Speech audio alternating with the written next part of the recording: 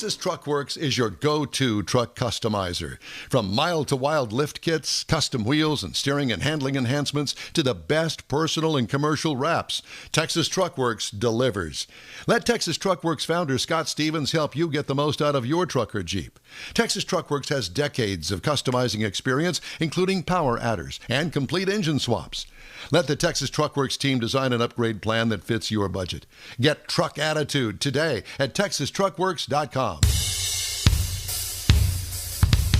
You're on the award-winning In Wheel Time Car Talk Show, your weekly go-to all things automotive place, along with Mike Out of This World Mars, King Conrad DeLong, and Jeff Zekin is right off camera. I'm Don Armstrong. Hey, thanks so much for joining us for our live broadcast, or if you're listening on a podcast, we thank you for tuning in. By the way, our live broadcast is on Saturdays from 9:30 a.m. until 12 noon. Just wanted to throw that in. All right, well, we've got a great guest. We tried to get him on last week, had a little technical difficulty on our end.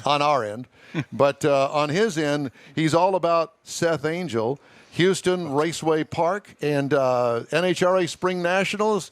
What spring? Wait a minute, this is fall. What a jacked up year this has been.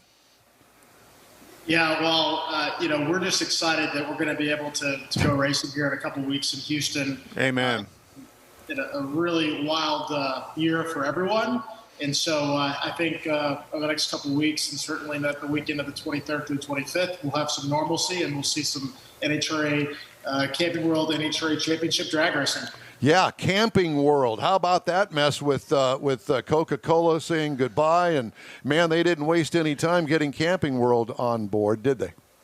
No, and I think it's just a testament to the strength of the NHRA and the brand and the product, and to certainly everyone, I think, was disappointed to see Coca-Cola step away in the manner that they did, but then to follow that up literally within a matter of less than a week's time with another partner in Camping World just shows you how strong the product is at NHRA, and obviously we look forward to delivering some really high-powered championship drag racing to the folks at Camping World and Marcus Lemonis, and we'll be ready.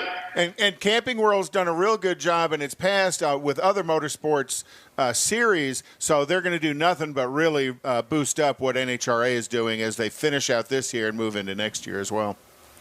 Yeah, absolutely. They're no stranger to motorsports, and we're just excited to welcome them on board and can't wait to show them how we do things in Houston at Houston Raceway Park.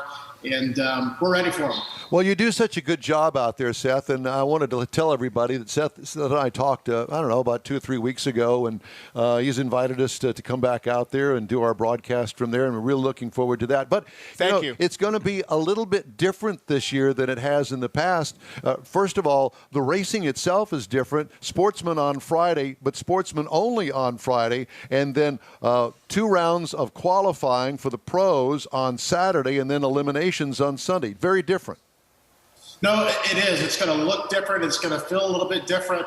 As you mentioned, professional qualifying takes place on Saturday. 2 rounds, as you mentioned, with racing on Sunday. So every round is important, more so now than ever. But, the great thing is, especially for our fans, is that there's going to be, racing action throughout the entire weekend, Friday, Saturday, and Sunday. And there's a lot to do, a lot to see. And, just looking before we jumped on, I was looking at the extended forecast, and I think we're going to see some really spectacular on-track performance throughout the weekend. Conditions are looking, this cool weather really makes these cars produce unbelievable amount of horsepower.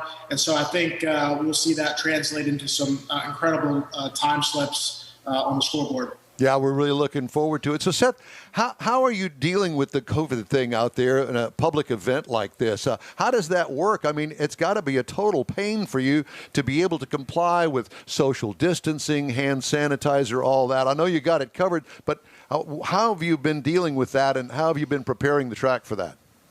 Yeah, well, from the very start of the pandemic and as things were kind of unfolding and the reality of the situation was becoming very clear, we were very aggressive early on in communicating and contacting our local and state officials on what we could do, what we couldn't do.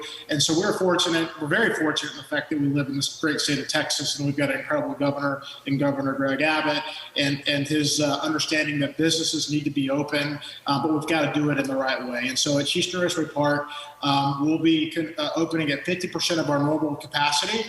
And as a result, there's going to be some different protocols in place for our fans. We're going to ask that they wear masks when they enter the facility and when they're inside any of the common areas. But when they get to their seat in the grandstand or they're with their group that they arrive with, we're not going to force the mask upon the fans when they're in their seats watching their racing. But when you do leave the grandstand and you're walking around in the nitro alley and the pits, we're going to ask that you wear a face mask. We'll have plenty of hand sanitizer, as you mentioned, and that as best as we possibly can. We do realize we are outdoors, and so that is good. The good news and the fact that look, we're going to ask that you be respectful of the people around you and maintain social distancing as best you can. But at the end of the day, we want the experience to be enjoyable, and we think we've got a nice set of protocols that will allow for our fans to be able to come out and watch championship drag racing, follow these protocols, because it's quite simple. If we don't do these things, then we won't be racing, and we wouldn't be allowed to have fans. So it is going to be different. It's going to feel different, as I said. But the alternative is we wouldn't be able to run the race. Well, you did mention Nitro Alley, and for those people that have never actually been to a professional drag race, you got a great facility out there. Everybody enjoys going, but everybody's ticket also gets them into the pits, Nitro Alley. And it's there that the real fan experience, I think, happens, not only just watching the cars go 330 miles an hour down the track in 1,000 feet, but also getting up close to watching all of the crews do their thing between rounds of racing. And it's an experience unlike any other.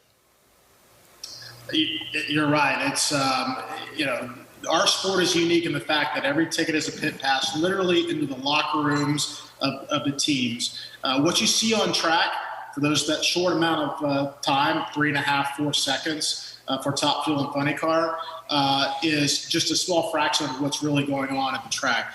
When you see these teams sprinting down the return road to retrieve the race car, they literally start to dismantle the engine as it's being towed back to the pit. They don't wait till it gets back to the race car hauler and they back it in to start servicing the car. So what they're able to do in a matter of 60, 65 minutes, sometimes even shorter than that, they can literally rebuild the entire engine from the bare block all the way to starting it up and fueling it up and sending it down the racetrack again. So to watch these teams and how synchronized the crew members have to be with each other and the timing of different things and aspects of rebuilding the engine, to watch that live in person is something that you would never imagine that they could do. I mean, imagine taking the engine out of your Chevy pickup truck and taking it apart and putting it back. It would take you weeks. And these guys do it in less than an hour. So to watch that is pretty spectacular. And it's like an orchestra. All of them have to play together at the right time to do the right thing. And then you sit there watching them, fascinated with what they're doing, and then they fire it off. And you hear it, and then you feel the sound. And then you smell it, and the tears come to your eyes. Eyes start watering, and it's just that's the experience that you go home and remember. NHRA is the only sport that sprays hand sanitizer every time they light up a nitro car and just kind of fogs the whole crowd and stuff. But one of the things I've remembered, because I've been going out there since the late 80s when you guys first started, Houston Raceway Park is the record-setting track NHRA always looks to come to. So rolling into late October, air should be good. Hopefully everything comes together, and here at the end of the season, they'll pop off quite a few records in multiple brackets.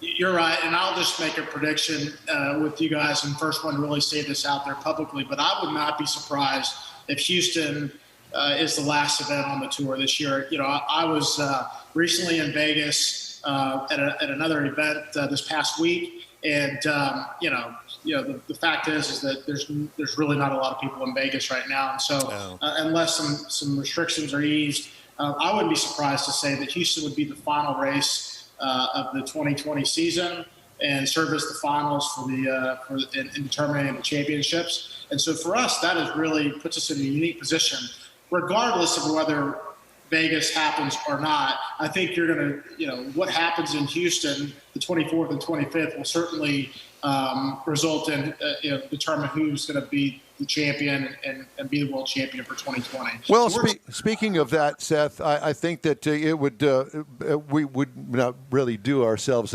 any disservice here if we didn't talk to you about Erica Enders, our pro stock driver, and so we're going to we're going to take a quick break, and when we come back, let's focus in on her for just a second. Hang with us. 911, what's your emergency? God, there's a train that just hit a car. Sir, what is your location? Look around for a street sign, sir. It's 8th and Orchard. 8th and Orchard. Okay, very good. 8th and Orchard. Sir, help is on the way. Why would you do that? The train still hasn't stopped. You have to get there now. At a railway crossing, even if the engineer sees you and hits the brakes, it can take a mile for the train to stop. And for you, that's too late. Stop. Trains can't. Paid for by NHTSA. Advance Auto Parts and CarQuest present the Boobs Rock Powder Puff Race. Saturday night, October 17th at Houston Motorsports Park. Gates open at 5. The green flag waves at 6. Wear a mask. Social distancing and sanitizer rules. Enjoy $1 hot dogs and $1 beer. $5 discount. Ticket info online at NASCARHouston.com. Saturday night, October 17th. Gates at 5. Racing at 6. Houston Motorsports Park. All car classes, including the Boobs Rock Powder Puff Race, supporting breast cancer awareness. It's the last race of the season. Boobs Rock. Don't miss it.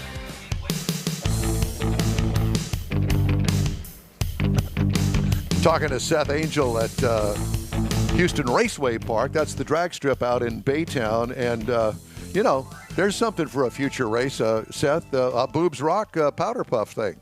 But just an idea. Gina Child Knowles came up with that, and I thought it was a brilliant idea out at the Circle Track up on the north side of town. But anyway, hey, thanks again for joining us today. Again, it's Seth Angel. He's the proprietor out there at Houston Raceway Park out in Baytown.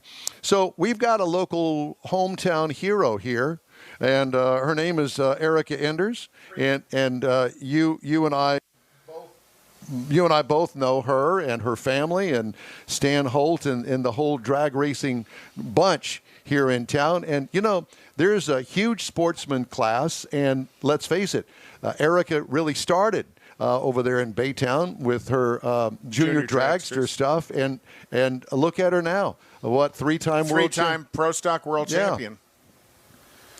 Yeah, and the truth is that when I was a kid and I was racing junior dragsters alongside her, I can tell you that we never really enjoyed racing her because she beat us, and so but it was fun watching her grow up and through the ranks and really earn her spot in the sport. And she will certainly her performance with her world championships, and then she's right in line to win another championship this year. She's only 2 points back behind Jason Line with 2, possibly 3 races left. So every round matters. And so don't be surprised if you see her go rounds on Sunday at both Texas Motorplex here next weekend, and certainly in Houston. Elite Motorsports, which is her team, is really at the top of their game. And so that's why she's in that driver's seat with that team, is because she's the top of her game as well. Yeah, she definitely is. Let's change gears here for just a second. In running a track like yours, how in touch are you with other tracks? Just out of curiosity, I mean, you've got to know what everybody else is doing, and I'm sure that you guys amongst yourselves, share information and trade any kind of information that you may have regarding things that work for one track, might not work at another, that sort of stuff. Well, how does that work for you? That's a great question, Don. And the simple fact is that we do communicate quite often with our other track operators and track partners. We're not in competition with each other. We are working with each other, and things that may work in another venue may not work in our venue, and vice versa. But now more than ever, especially during this pandemic, I've been in constant communication with the other tracks. I talked to Chris Blair at St. Louis over the last couple of weeks, and certainly his race this past weekend, just finding out what the feel like, and what the flow was like, and what the crowd was like, and just to try to understand better how we can put ourselves in a position coming the 24th and 25th to let our fans, create that experience that they deserve, that they pay for when they buy those tickets. And so it's important that we communicate. We talk now a lot more than we have maybe in the past because of the environment and the world that we're living in with the pandemic.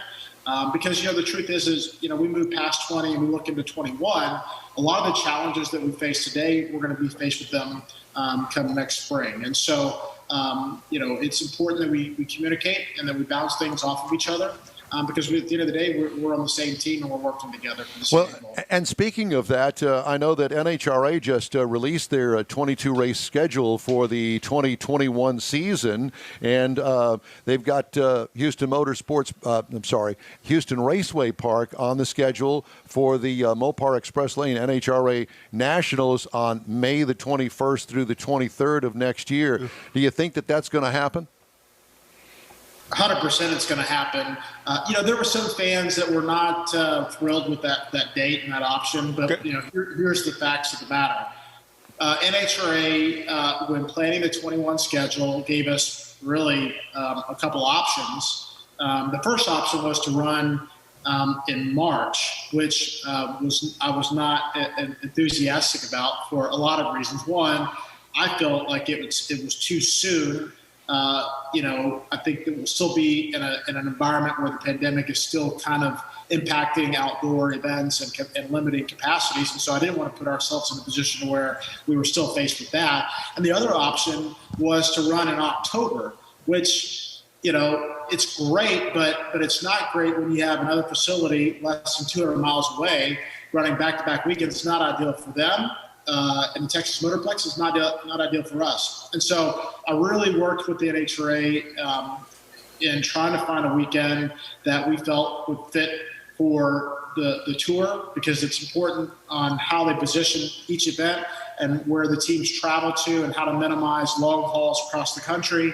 And so, we settled with the May 21st, 22nd, 23rd weekend. Look, I want to be racing. The Spring Nationals belong in April. They belong in that third or fourth weekend in April, as they've always been. I think eventually we'll get back to that weekend.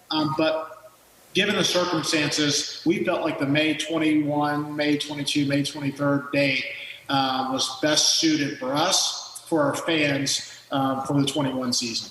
And it's going to be a new challenge for the tuners to come to Houston, because typically in the April-March time frame, the weather was always a little bit cooler. So now the challenge is going to have to deal with a little bit more heat. So it's going to take a little bit more skill and experience to get down the track. Yeah. Look, and I think we've already had conversations about where the schedule of that weekend, and if we can do some things on Friday night, and then obviously go maybe later on Saturday to try to get away from some of that heat. We realize it's not going to be, 60 degrees in conditions. But the fact of the matter is, we're confident that we'll have a great race weekend. Oh, yeah. And look, these guys are experts. They'll figure their track out. They'll figure the conditions out. Technology's on their side, and they'll be able to handle it. Well, Seth, we're really looking forward to the race coming up here in a couple of weeks, and I know that you are too, and I know that you got your hands full between now and then getting everything ready for the crowds that are going to be out there. And I just wanted to let everybody know that we're going to be giving away some tickets to the race, and that's going to start next weekend. So we look forward to coming out there and doing our show from there once again, and we sure appreciate your time that you took today out of your busy schedule to be with us. So thanks so much, man. As always, Ron, I'm going to get back to watching last year's race behind me and keeping my energy up. We've been watching it while you're talking. Yeah, exactly. So, Seth, thanks again, man. We'll talk to you in a couple of weeks. All right, take care. All right, Seth Angel, he is the proprietor out there at Houston Raceway Park. We've got more of the In Wheel Time Car Show coming your way right after this quick break. Uh-oh, Brad's buzzed. Oh, yeah? Yeah, he's starting with the woots. And now a speech. I just want to say that friendship is about heart and brain. Who's with me? Good thing is, he knows when he's buzzed. And my brain is saying, when it's time to go home, somebody call me a ride. Love that guy. Me too. Know your buzzed warning signs? Call for a ride when it's time to go home. Buzz driving is drunk driving. A message from NHTSA and the Ad Council. A social distancing tip. While the CDC urges you to avoid close contact, like hugging or shaking hands, there are other non-physical ways to say hello. Wave, wink, use sign language, salute, smile, give the peace sign, throw up an air high five, do jazz hands. Remember, stay a minimum of 6 feet or 2 arms length away from others, and stay home if you can. For more info, visit coronavirus.gov. Let's all do our part, because we're all #alone together. Brought to you by the Ad Council.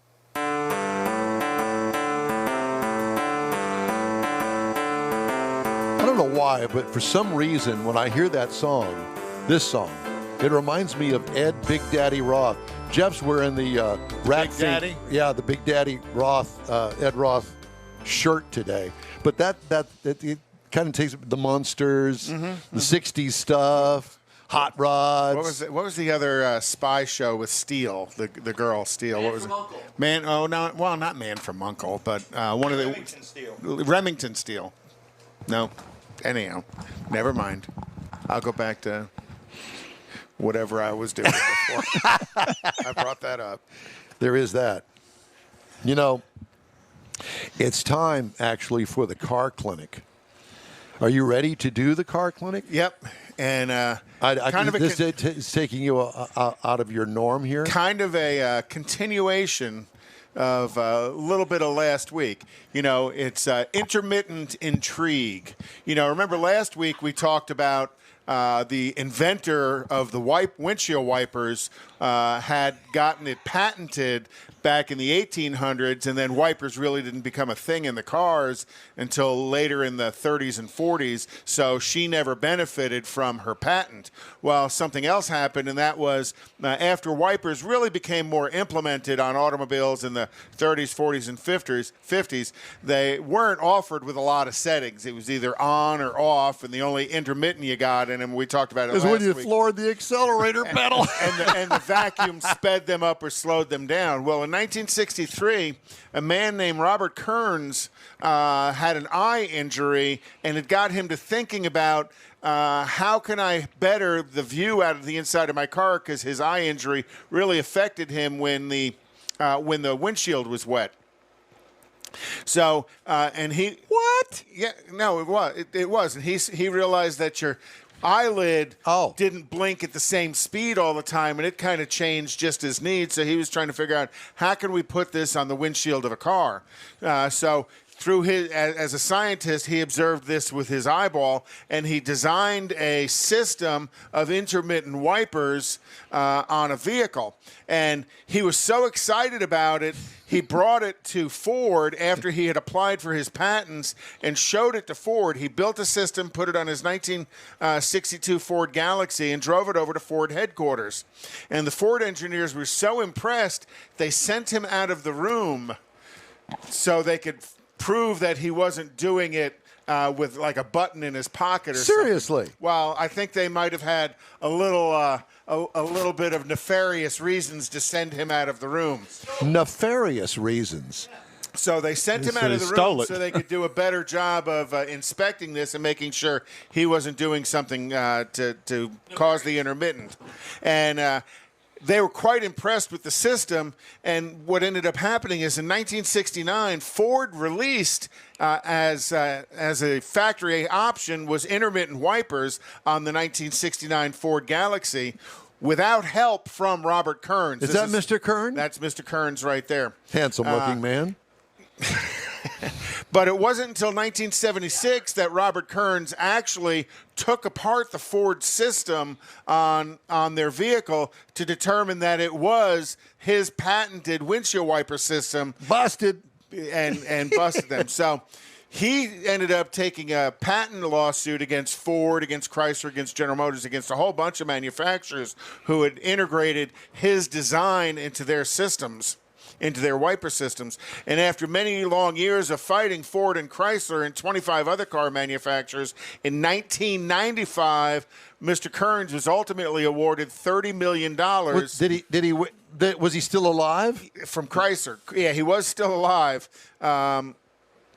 At that point, his original lawsuit was for $325 million, but the appeals court dropped it down to $30 million. Darn. And he had fired all of his legal advisors and kind of goofed up on some of the paperwork, so he couldn't get the lawsuit against all the other. Well, darn, money $30 million.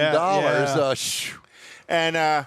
But Mr. Kearns passed away February 9th of 2005 at the age of 77. So he never really fully recognized. He was never fully recognized as the creator of the intermittent wipers.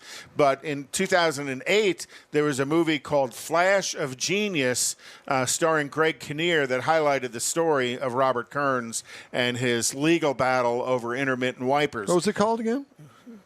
Flash of Genius. Flash of Genius. Okay. So it's funny that in the wiper realm of cars, both people who patented windshield wipers and then the guy who patented intermittent wipers never realized the revenue stream that was available to them because the patents had expired. They got screwed. They absolutely got and tattooed.